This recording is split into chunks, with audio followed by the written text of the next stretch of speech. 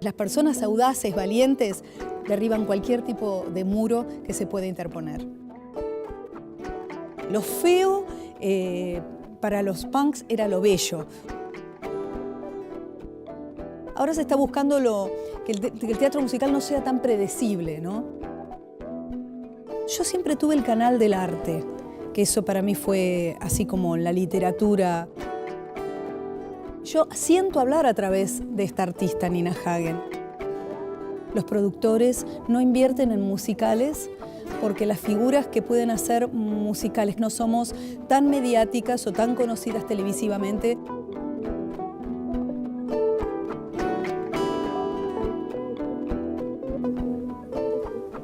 Hola, bienvenidos. Gracias como siempre por acompañarnos, por asistir a la clase, por difundirla en las redes sociales, por sus comentarios también que son siempre tan generosos.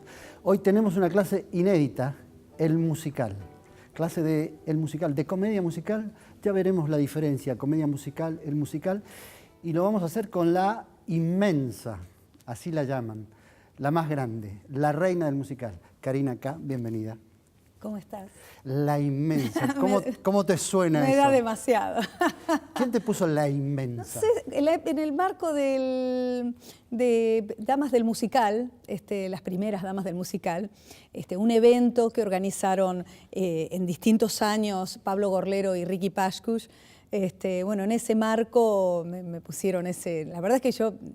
Nada, me parece como mucho, pero bueno, feliz de que... De todos modos, después de tanta trayectoria, que te reconozcan así en el ambiente del musical y además la reina del musical también, ¿no?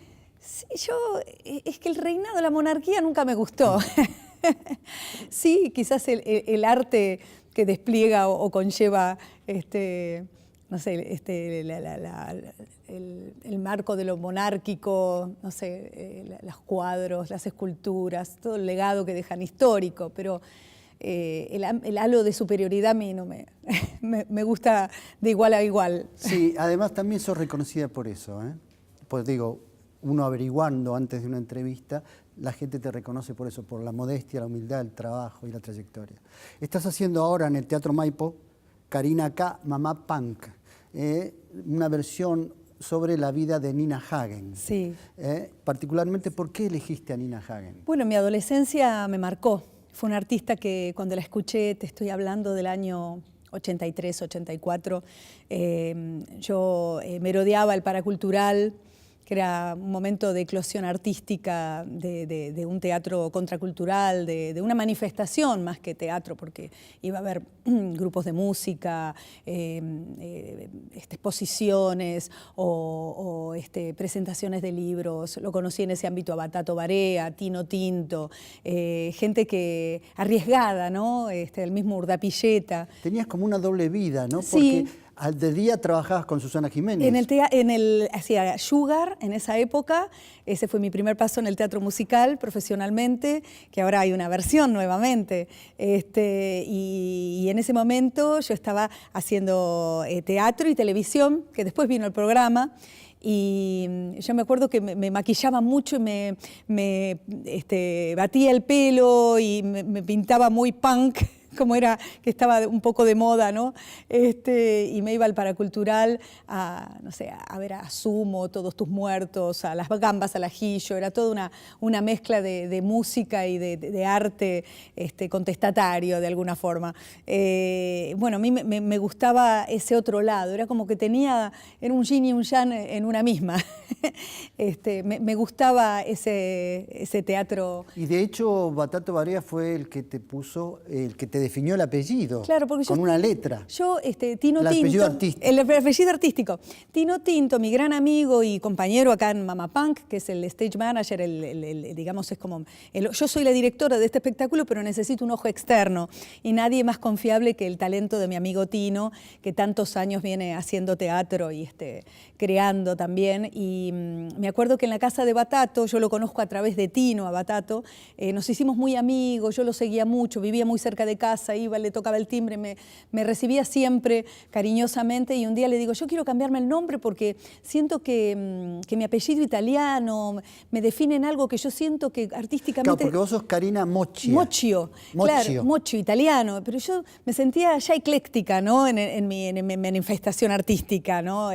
Ya cantaba, bailaba, venía de la danza, empezaba a estudiar teatro en ese momento en la escuela de Schumacher, estaba como con una disociación expresiva, y entonces yo decía, yo quiero cambiarme, yo pensé Karina K, y él me dice, ¿por qué no te llamás Ana Karenina? Le digo, es muy épico, demasiado, ¿no? Y Karina con K, me dice, ay, pero con K. No, entonces me dice, bueno, entonces Karina K, y así fue como un juego en realidad de búsqueda y de definición también. Vos sabés que la letra K tiene en particular esa fuerza, es una letra... fuerza, no, y además está definida como una letra ¿Ah, sí? que es, digamos, contestataria. De sí. Sabía por Fernando Noy, un gran amigo, un poeta que yo admiro tanto, decía que tiene que ver con la mayéutica de la palabra cambiar, cabaret con K, para cultural con K, tenía que ver con lo no convencional. Y yo un poco me siento así. Claro, por eso el paracultural era con K. También. Sí. ¿Y qué quiere decir Karina? Y Karina, yo hace muchos años, bueno, yo leí, quiere decir algo como mujer dulce o cariñosa, querida por todos. Eso más o menos hace mucho tiempo lo leí, pero me pasó una anécdota en Barcelona. Yo viví 8 años en Barcelona y iba por las Ramblas de Barcelona y habían unos italianos que son muy piroperos, a diferencia de los catalanes o los españoles en general. Los italianos marcaban, o los argentinos, esa diferencia. Y pasaba caminando y ellos estaban haciendo una terracita, que es un lugar donde se toma, viste, en las mesitas tomando un aperitivo o algo, y pasé y me dijeron, Karina, molto Karina. Y yo dije, ay, sabía que, ahí entendí que tenía que ver con algo agradable, ¿no? Claro, sí, dice eso, ¿no? El sentido de Karina es una mujer con mucha dimensión, con mucha generosidad para amar. Ay, qué lindo. Así que, de algún modo, estás definida por el nombre artístico, y cómo era la época del paracultural con Batato Barea, Ay, con un personaje que hoy pocos conocen y recuerdan. Sí, la verdad es que yo... Y que además no era solo Batato, ¿no? Era Batato, un contexto de gente, las gambas al ajillo, los Meggi, el Club del Clown. Urdapilleta. Urdapilleta, por supuesto. Después Tortoneses, que se integra en ese modo de expresar el teatro, ¿no? Yo a Batato lo conozco y vi su primer espectáculo, que hacía un personaje que se llamaba Suspiro Toledo, del Congo belga, y era una mujer obesa, con que todos los vestuarios se los hacía la mamá, Nene Bache, y leía cartas de amor, y era tan depresiva que comía. Y yo, claro, era un clown, poeta travestí, muy particular, nunca se había visto nada de lo que hacía él, y amante de las poesías de Mario Sa di Giorgio, de Alejandra Pizarnik. Mezclaba todo eso, para mí era la expresión máxima de la libertad.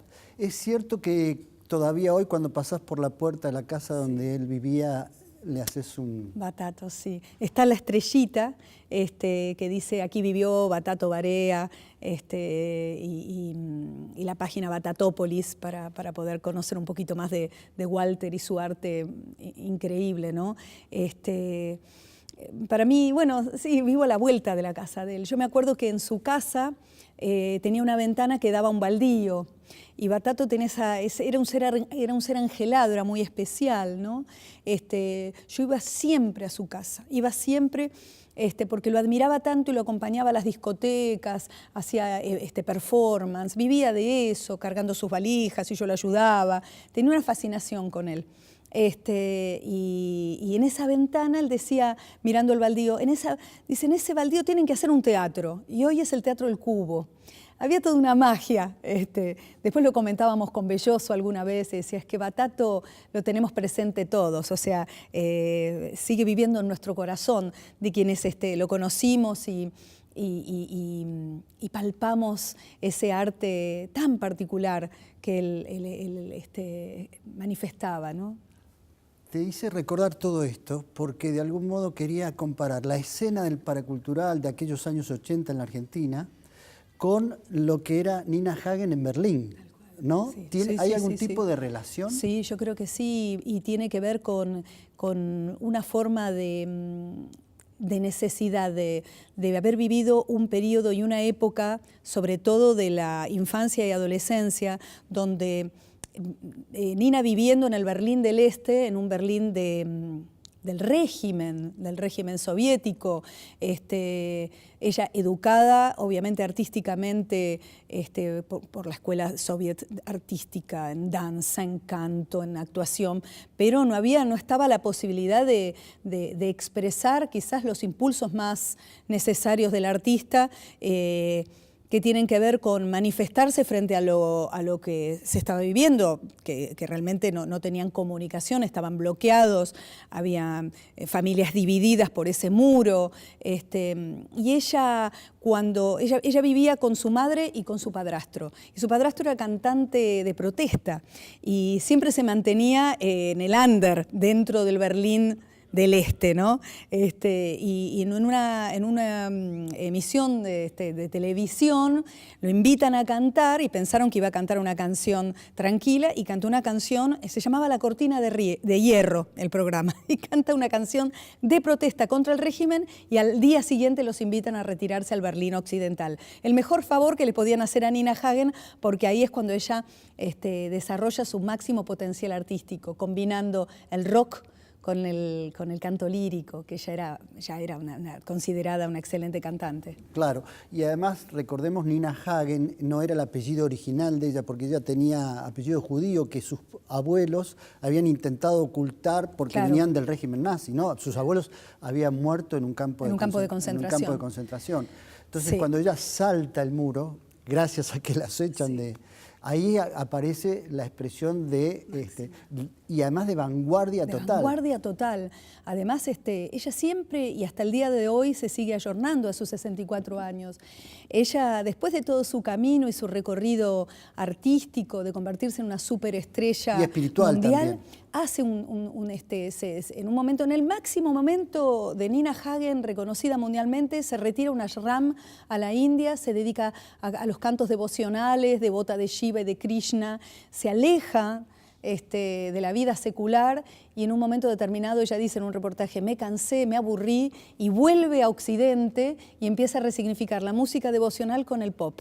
Y ahí hace un nuevo éxito que la vuelve a poner y a instalar en los primeros charts de la música, ¿no? Eso es Nina Hagen también, ¿no? Seguir el impulso, seguir sin autocensura. Me parece que es la máxima expresión de libertad. Por eso, místicamente ella atraviesa el muro. Eso lo decimos en nuestro espectáculo. Ella atraviesa el muro, pero que tiene que ver con el muro de su propio corazón o de sus limitaciones. Por eso en esta obra hablamos específicamente de que nuestro medio ambiente refleja lo que somos. Entonces las personas audaces, valientes, derriban cualquier tipo de muro que se pueda interponer.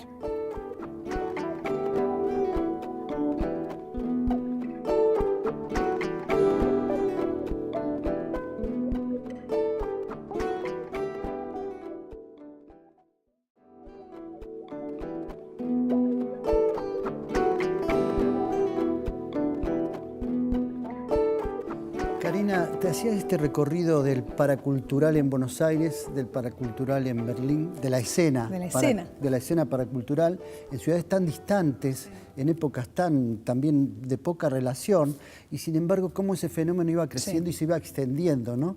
Que es el nacimiento del punk, y también de la vanguardia, de una vanguardia artística, supongo yo que necesitada de libertad, después de y sobre todo influida por los años 60 también. Claro. Yo creo y muchas veces pienso que el movimiento hippie en los años 60 necesitaba manifestar y hacer un grito contra la guerra, pero la dimensión que toma en la época de la Guerra Fría, la amenaza nuclear, necesitaba por parte de la cultura del pueblo un grito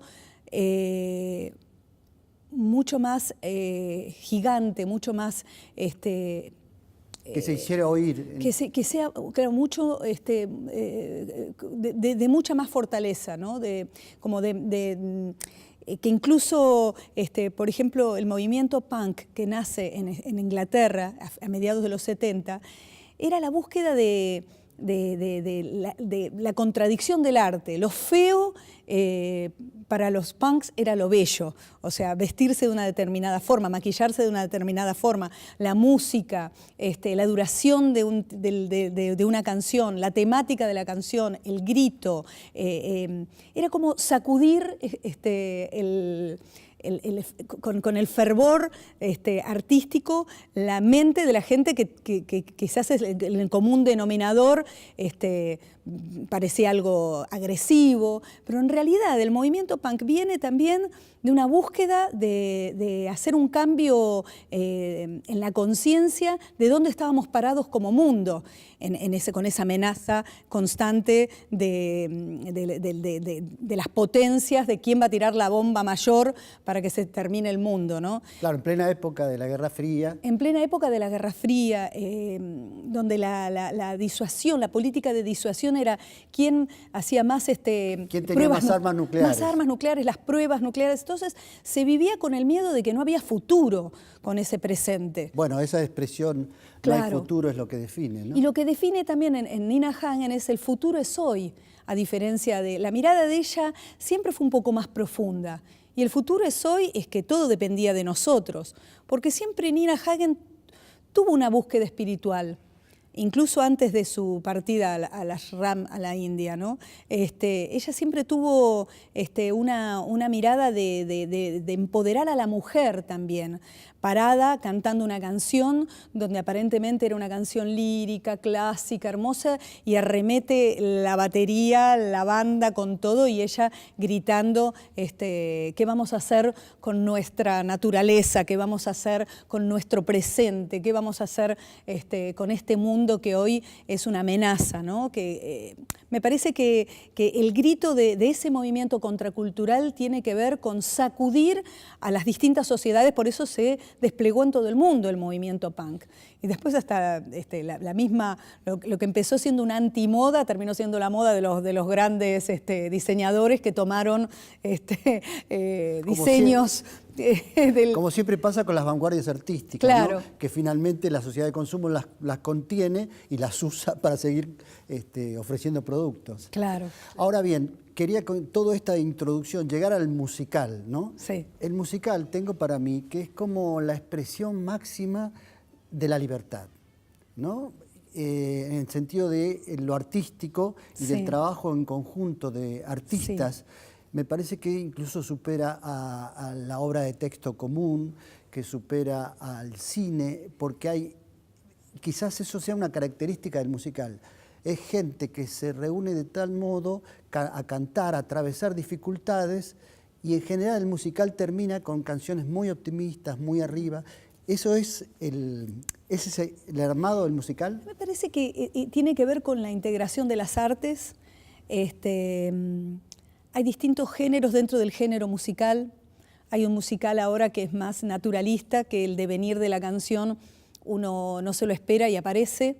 Antes te dabas cuenta de que la preparación viene el momento en donde en el máximo momento que está atravesando el rol, el personaje que están interpretando, entra en una situación emocional determinada, ahí es cuando aparece la canción. Ahora se está buscando que el teatro musical no sea tan predecible, ¿no? Hay distintos, o por ejemplo como fue Cabaret, que eran las dos vidas, la vida donde impera el teatro de texto, en la obra de Cabaret, del texto de Isherwood, y las canciones dentro del cabaret, ¿no? Dentro de un cabaret pequeño, dentro de una obra dentro de una obra, ¿no? Hay muchos estilos.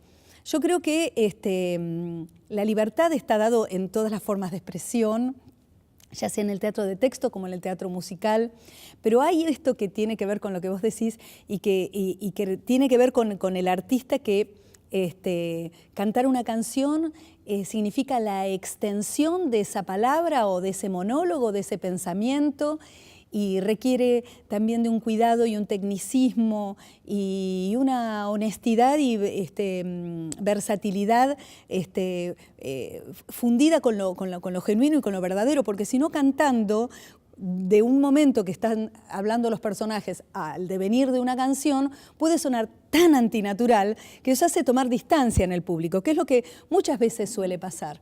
Y que yo creo que tiene que ver con un cuidado de la dirección, tiene que ver con un cuidado también del propio actor, que en el teatro musical son más cantantes que actores, y a veces la disciplina de la técnica de la actuación no está tan desarrollada en el artista. Me parece que hay que ser más riguroso en eso, en la técnica como actor y sobre todo con el método. Probablemente en la formación de la gente que trabaja en los musicales, sí, estén pensando más en bailar bien, en cantar bien, claro. Y se olvidan de la parte de que sí, de todos modos están haciendo un personaje, sí, y que ese personaje debe transmitir verdad. Absolutamente, y primera persona. ¿Sí? Los 5 sentidos puestos en un instante y ahí la expresión. No importa si es cantando o no, pero ese tiene que ser el mismo corazón. Me parece como que pasa muchas veces que eso es lo que genera ese distanciamiento del público, es que la voz cantada de la voz hablada tiene otro color, porque la impostación... Entonces, me parece que ahí juega otra cosa, ¿no? Si interpretás el personaje de una mujer fumadora, como me pasó en Gilla, el musical, ¿no? Que una mujer, Gilla Murano, era muy fumadora, tenía una voz ronca, era una voz dura. Bueno, la dureza también está en lo vocal. Lo importante es no desafinar para poder cumplir con el requisito básico. Con ¿no? el requisito básico de la expresión de la partitura, lo que busca el autor que escribe esa partitura. Aunque ¿no? En alguna obra tuviste que desafinar casi a propósito. Sí, eso fue en Souvenir, una obra que... Esa yo diría que es una obra teatral, como un biodrama, sobre la historia de Florence Foster Jenkins, la peor cantante lírica en la historia. Así figura en la Enciclopedia de la Música, ¿no? Que el año pasado estrenó Meryl Streep la película. Nosotros en 2009 con Ricky Pascuch hicimos esta obra que se llamaba Souvenir, y Souvenir tiene que ver y remite al disco de ella, que todavía se sigue reeditando. ¿Por qué se sigue escuchando a una cantante que no es cantante, pero sin embargo está cantando Mozart? La llamaban la asesina de Mozart porque lo cantaba mal, pero la gente se seguían vendiendo sus discos hasta el día de hoy. Ese es el souvenir, ese es el recuerdo. Y yo creo que tiene que ver porque ya es un personaje de culto, es un artista de culto, y tiene el nombre de artista, lo merece, porque ha trascendido. Y es un personaje de culto porque se estudia el fenómeno de cómo es hasta el día de hoy, desde el año del 38, su carrera fue del 38 a mediados de los 40, de entreguerras, fue un periodo de entreguerras, y cómo todavía sigue siendo vigente, ¿no? Esa es una característica tuya, la de investigar mucho en los personajes. Y, por ejemplo, sobre Gilla Murano, sí, vos te enteraste, cosa que la gente en común cree, que Gilla Murano envenenaba a sus amigas con masitas. Claro. Y vos te enteraste que no, que en realidad inyectaba el cianuro... En los saquitos de té. En los saquitos de té. Las invitaba a tomar el té, ese era el estilo, sí, ¿no? Cuando le reclamaban por la plata que le habían dado... Claro, que ella tenía que devolver. Gilla Murano decía, pero no, venite a tomar un tecito que te explico. Yo te doy, te doy la plata, vení, y entonces, tras su enorme codicia, las envenenaba. Les inyectaba cianuro en el sí, saquito de té. Sí, sí. Y la descubren porque en uno de los saquitos y puso un poquito más de la cuenta. Más, sí. Ella calculaba y parece que hay 8 víctimas más que no lo pudieron descubrir por lo bien articulado el modus operandi que tenía Gilla Murano, que no se... O sea, parece que fueron 11, no... No solo 3, sino más. Sí. Y que no se las detectaba porque sí, hacía... sí, el cálculo químico. Del cianuro. Pero el último le falló. Claro, y vos al final del espectáculo repartías masitas. En la mitad del espectáculo hacíamos una idea de Bazán, por supuesto, ¿no? Era una gran revista. Gilla Murano era una fanática de la revista porteña, era muy mal hablada, una mujer muy grosera, muy culta a la vez, maestra, nunca ejerció, una mujer que le gustaba el dinero, era muy codiciosa. Y le gustaba el juego. Y le gustaba el juego, le gustaban los hombres, mucho, era una pirata, una mujer dinosaurio. Y muy se definía a sí fascista. Se definía a sí mismo como tal, ¿no? Sí, homofóbica, antisemita, tenía todo. Toda una mujer espantosa. Pero bueno, lo interesante es que la cuota que le encontró Riqui Pascus como director de este espectáculo fue el tono de revista, que claro. No lo había planteado así Osvaldo Bazán, y después llegaron a una convención juntos de que esa era por eso la gran escalera de la revista porteña, y ella la capocómica, y bajaba en un momento entre el público y ofrecía sus bombas de crema que ella hacía con tanto cariño, que tenían y el público algo especial. Y el público decía, no, gracias. No, gracias, pero te van a encantar, son riquísimas. Te comes una, te morís, no puedes creer de ricas que son.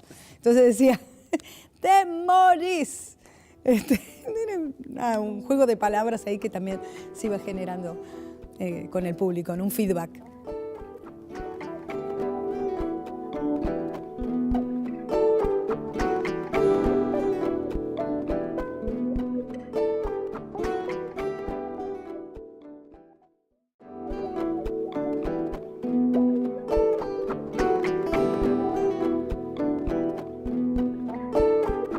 Karina, hablando de los personajes, hubo uno particularmente en tu trayectoria que tuviste que esperar casi como 20 años hasta que al final te tocó, que es Sally Bowles en Cabaret, ¿no? Sí. ¿Por qué particularmente te gustaba ese personaje?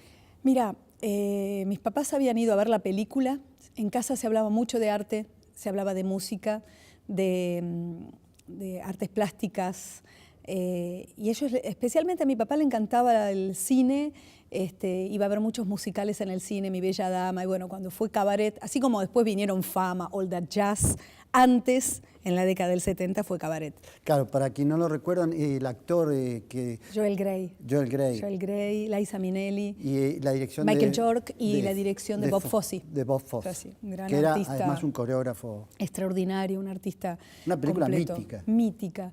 Y realmente que marcó un antes y un después en el cine también. Nada se había visto igual a Cabaret. Pero la partitura en particular, bellísima, de Kanderiev, ese jazz decadente, bello de la Berlín del prenazismo. Realmente el musical que a mí más... Vos te cruzabas de teatro para ir a verlo. Y yo estaba haciendo Sugar en ese momento. Y con Ricardo Darín, Arturo Puig, Susana Jiménez. Susana en la cabeza. Y me cruzaba al Teatro Metropolitan, la sala grande donde estaban haciendo Cabaret, con Carlos Perciavale y Andrea Tenuta, que en su momento lo iba a hacer Nacha Guevara, pero después fue Andrea Tenuta. Y yo llegaba para el final. O sea, me salía corriendo sin desmaquillarme y me iba a ver el final de Cabaret. Yo me dejaba pasar el acomodador que sabía que cruzaba de enfrente corriendo. Y yo miraba y decía, yo algún día lo voy a hacer, ese personaje. Algún día, porque ya había visto la película. Estuve muchos años sin poder verla, la película, pero para mayores. Entonces después cuando la vi quedé en VHS, quedé impactada, y después obviamente vi todo el musical y después solo me iba a ver la canción final. Hubo un momento en esa trayectoria para ese personaje en el que casi te toca y no. Sí, en Barcelona, que un director, Savary, no me acuerdo ahora, un francés, que hizo las audiciones. Yo me acuerdo que en ese momento yo tenía el pelo fucsia, imagínate, me presenté a las audiciones a sabiendas que iba a ser muy difícil, pero yo tenía ganas de cantar la canción igual porque tenías que hablar catalán perfecto. Entonces igual me presenté para Sally. Lo maravilloso es que te dejaban presentar, ¿no? O sea, muchas veces acá son las audiciones cerradas. Bueno, ahí me presenté y fui con bermudas ciclistas y zapatillas, con el pelo rojo, y canté Cabaret. Y entonces quedó tan impactado Jérôme Savary, francés, que me dijo, vení. Me dice, vos no sos catalana, ¿no? Le digo, no, soy argentina. Me dice, ay, ya me parecía, qué desparpajo lo tuyo. Qué lástima que sos argentina, que no hablas catalán. No parlo una miqueta, nada, muy poquito, ¿no? Ay, qué lástima, ¿te gustaría hacer ensamble? Y no sé, qué sé, yo quería hacer el rol de Sally Bowles. Finalmente las cosas no se dieron, lo hizo una cantante catalana de allá, y bueno, esa experiencia fue increíble, pero estaba en mi vida ahí, ¿no? La película sigue. Sí. La película sigue y finalmente lo haces. Y finalmente lo hago. ¿Cómo se dio? Mira, yo me presento, yo había hecho Víctor Victoria, un musical con Valeria Lynch, el Negrito Lavie en el Nacional. Cuando se cumplieron los 100 años del Nacional, se estrena en 2006 Víctor Victoria. Y yo quedé para un personaje dirigido por Gustavo Sajak, excelente director, quedé para un personaje muy adorable que se llamaba Norma Cassidy, que era la típica rubia tonta, la novia del gángster. Y fue un personaje como muy llamativo. Entonces me dio la posibilidad de ese personaje para que me permitieran audicionar para el rol de Sally. Porque la versión que se iba a hacer en 2001, que finalmente no se fue, no se hizo por todo el problema del corralito y todo, se iba a hacer en el ópera, no me permitieron audicionar para Sally Bowles. Y yo, ¿pero por qué? Porque yo no... Era más del under, un artista del under, y yo quería audicionarlo y no pudo ser. Finalmente no se hace, quedo para un papel de ensamble en el cabaret que se iba a hacer en 2001, y yo dije, por algo no lo hice. Pasan los años, pasa esto de Víctor Victoria, y ahí es que me permiten, después que me hayan visto la producción, me vieron ahí en Víctor Victoria, ese rol que era un coprotagónico, pero que tenía bastante apariciones y tenía mucha fuerza, muy comentado. Ahí me permiten, tengo la posibilidad de audicionar para Sally Bowles. Y bueno, y fueron muchas audiciones. Yo decía, pero muchas pruebas y pruebas y pruebas. Digo, hasta pruebas de ADN te hacen para un musical, tanto. Bueno, y probando otras actrices, así. Finalmente, eligen a otra actriz de televisión, entonces estuve ahí de quedar, y entonces vuelvo a firmar contrato para la segunda temporada de Víctor Victoria. Después me entero que esa actriz se va y terminan llamando a Alejandra Radano. Y Alejandra Radano, que estaba en ese momento en París, viene para hacer cabaret, y entonces en una cena me dice, mirá que yo en septiembre me voy, es tu oportunidad, me dice Alejandra, tenés que hacer vos Sally Bowles después. Y en ese momento, bueno, eso fue en septiembre del 2007, se va, vuelve a París a cumplir su contrato con Alfredo Arias, y es que ahí ya quedó para hacer. Esta historia te la hice contar porque tiene que ver con toda tu trayectoria, de mucho esfuerzo y de mucho sacrificio. Mucho remo. Claro, los 8 años en Barcelona, sí. Recuerdo como anécdota algo que vos contaste también, yendo a repartir pizza en una moto, delivery de pizza en Barcelona. Sí, en un momento yo trabajé de todo. Y pensando a la vez, mientras manejabas la moto... Yo tuve la suerte... Pensando en armar un espectáculo. Tuve la suerte de estudiar en la Escuela de Teatro de Barcelona, con un maestro que fue discípulo de Jacques Lecoq, un exponente de la escuela del teatro físico, del teatro antinaturalista, como se llamaba allá, género del clown, del bufón, la máscara neutra, el teatro donde resignificaba la comedia del arte, el melodrama. Me metí en esa escuela. Yo venía de hacer Stanislavski con el maestro Horacio Roca en la Escuela EFEBA, Escuela de Formación Escénica de Buenos Aires, y salté al teatro físico, que era lo que yo veía acá, que daba clases Cristina Moreira, y veía Batato, Angelelli, bueno, grandes exponentes del clown. Pero acá recién era el comienzo. Era el comienzo. Y voy allá, a esta escuela de Barcelona,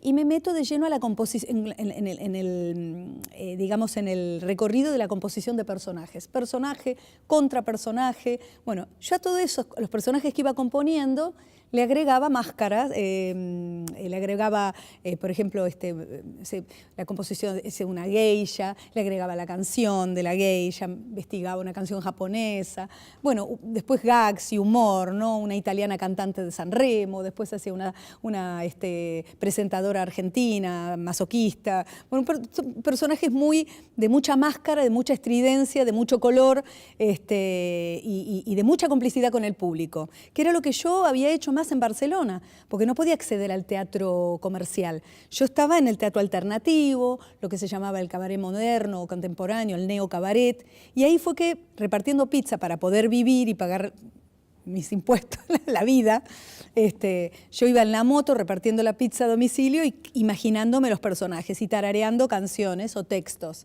Entonces, ese tiempo que yo viví trabajando, que podría haberlo tomado con queja, o por qué yo acá, bueno, creaba personajes. Tuvieron que hacer teatro callejero. También. Trabajaron en Barcelona 92, ¿no? Sí, trabajé en... Sí. Yo frecuentaba y estaba con el grupo de gente que hacíamos este tipo de teatro que te contaba, ¿no? En los cafés concerts, o allá se llaman cafés teatros, festivales de humor, teatro callejero, y toda esta gente que éramos muchos artistas de distintos países, desde, no sé, bueno, argentinos, catalanes, españoles, canadienses, estadounidenses, bueno, alemanes, mucha gente que estábamos así en el circuito under en Barcelona, nos convoca un profesor que teníamos que se llamaba Johnny Melville, que era un maestro escocés de comedia, y nos convocó a todos porque en la Villa Olímpica se iba a hacer un grupo de teatro de entretenimiento a los atletas que estaban en la villa. Y entonces había un circuito, por ejemplo, de un tren que recorría toda la Villa Olímpica y en cada estación hacíamos un performance cómico. Y era muy entretenido. Y nos llamábamos el grupo The Village Idiots, los tontos del pueblo. Tenía ese nombre porque la mayoría hablaba en inglés porque eran de todos los países del mundo. Y de repente estar actuando para Carl Lewis, que era como el máximo velocista, como lo es ahora. Claro, récordman mundial, récordman olímpico. Claro. Bueno, era muy impresionante. No, era una época de Barcelona donde marca el 92 como el cambio que hace la Barcelona moderna, ¿no? Exactamente.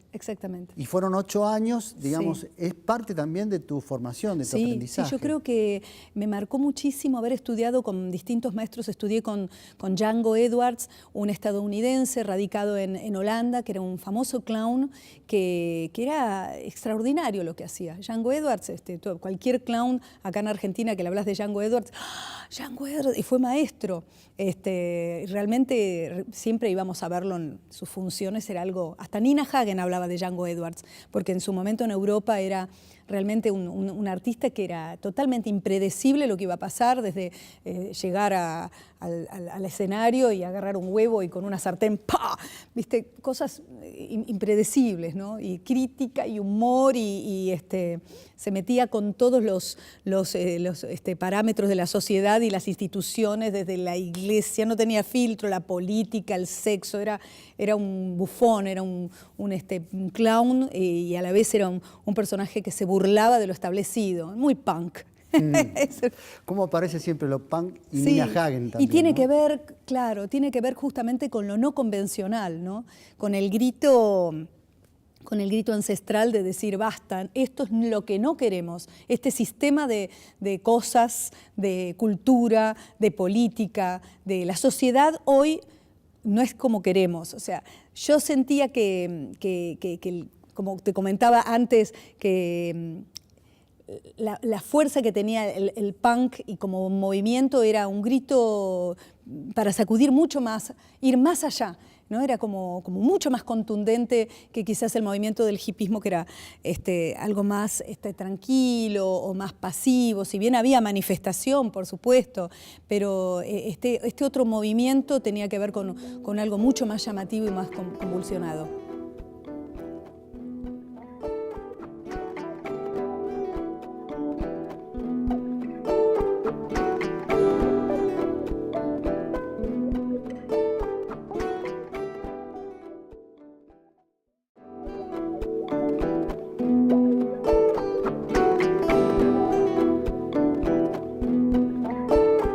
Karina, siento que cuando hablas de toda esa época y hablas del punk y hablas de la necesidad, hablas de vos. Sí.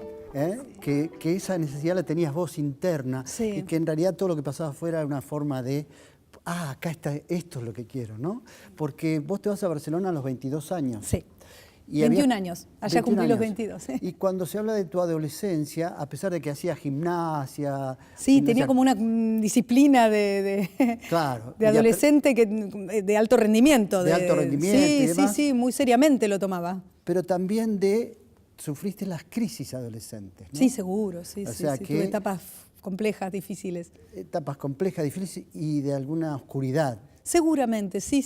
Y ahí en eso también hay una relación con Nina Hagen. Seguramente, sí, por supuesto. Era Digamos, identificarse también con... Toda esa época del paracultural. Con los excesos. Exactamente. Claro, sí, esa etapa, sí. Yo siempre, incluso en los momentos más duros de haber transitado tanta impotencia, porque yo sufría en realidad por lo que pasaba y que no me gustaba lo que pasaba a mi alrededor, no me gustaba la situación política, por más que era la primavera de la democracia, pero yo sentía que había muchas injusticias y situaciones que me hacían sufrir del mundo y tuve una etapa así de crisis existencial. Yo creo que ahí fue el... Típica de la adolescencia. Típico también. de la adolescencia, pero yo pude acceder a un libro que se llama Siddhartha de Hermann Hesse, que disipó muchas nubes de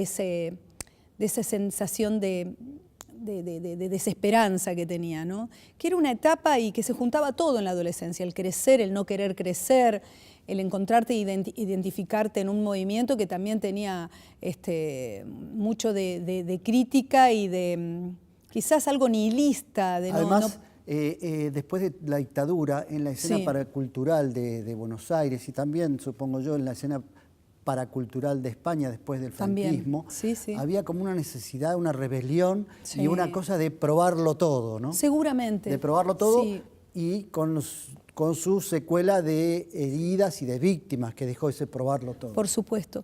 Pero yo siempre tuve el canal del arte, que eso para mí fue así como la literatura que me abrió el leer a los humanistas, ¿no? Siento que ahí también hizo mella la educación que tuve, mis padres.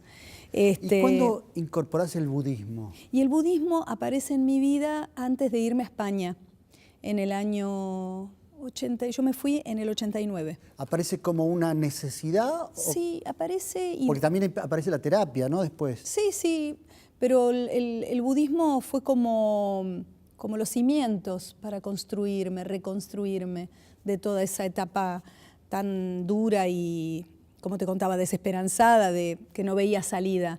Me parece que a partir de ahí tener una filosofía de vida y un maestro de la vida me cambió mucho la visión cosmológica del mundo, del todo. ¿Y cómo llegaste a eso? De lo inseparable entre uno y todo lo que pasa. O sea, que todo lo que me pase de ahora en más y a partir de abordar una filosofía tan vasta, tiene que ver con ese cambio personal.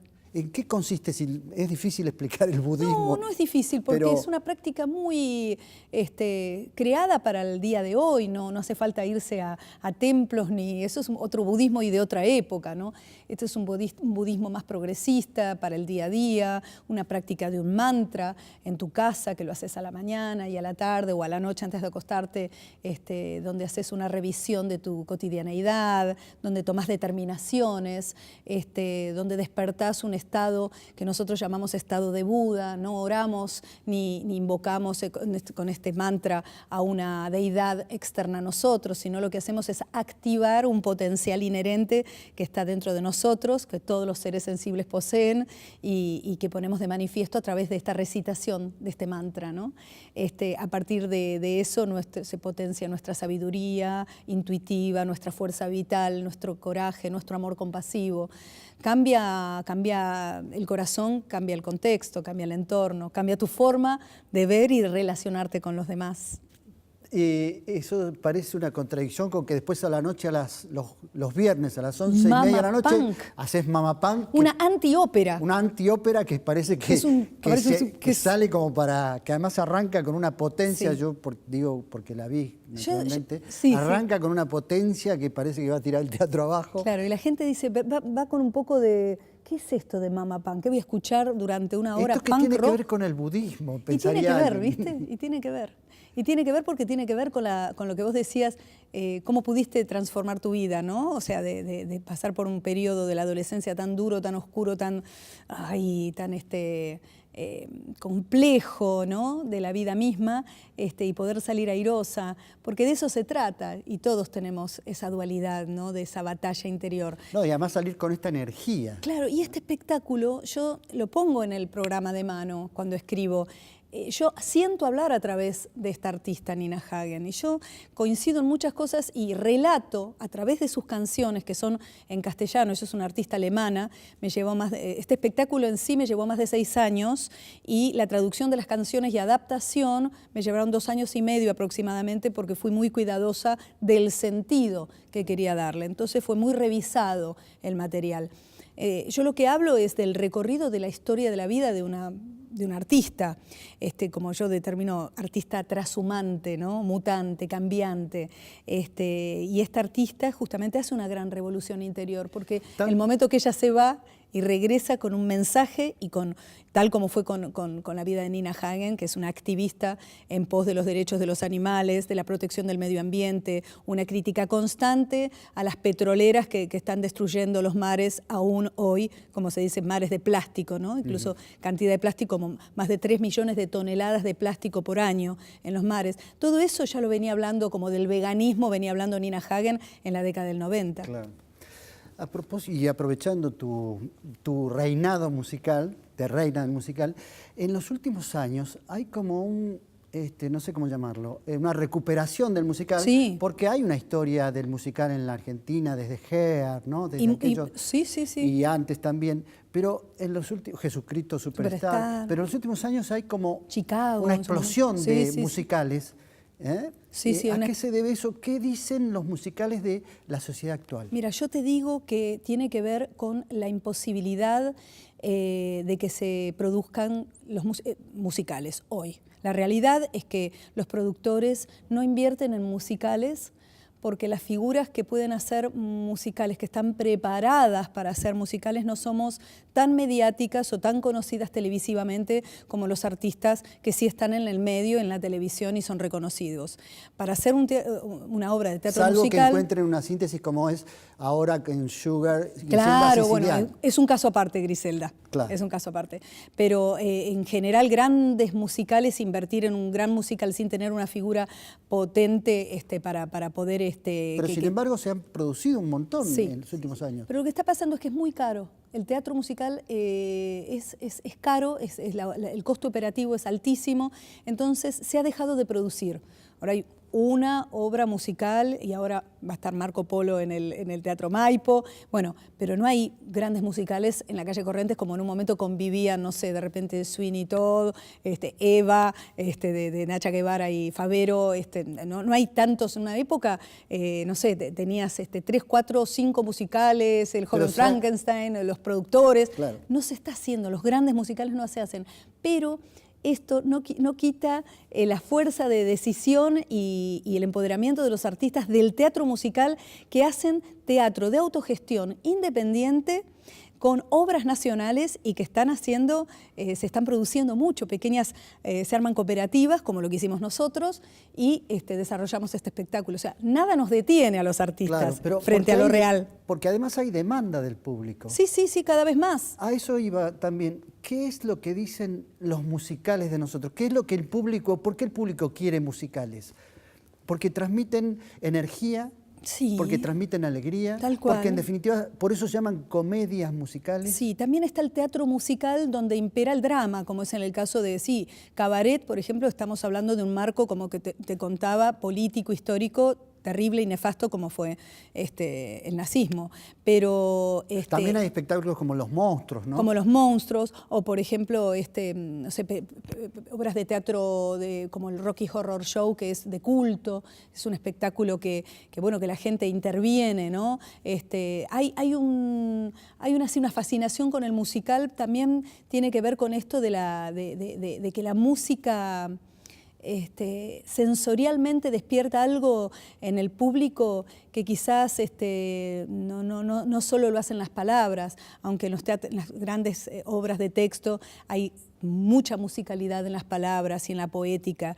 Va dependiendo, ¿no? Evidentemente hay un resurgimiento del teatro musical. En su momento, en la década de los 70 había también, y en los 80 un poco empezó a aparecer, y en el 2000 fue algo así que pasó con Chicago, que la gente, o con Miserables, que volvió otra vez a vivenciar, o como con Drácula, Pepe Cibrián, que hizo el gran musical argentino que llegó desde Ushuaia hasta La Quiaca. O sea, algo pasó, una resignificación del género.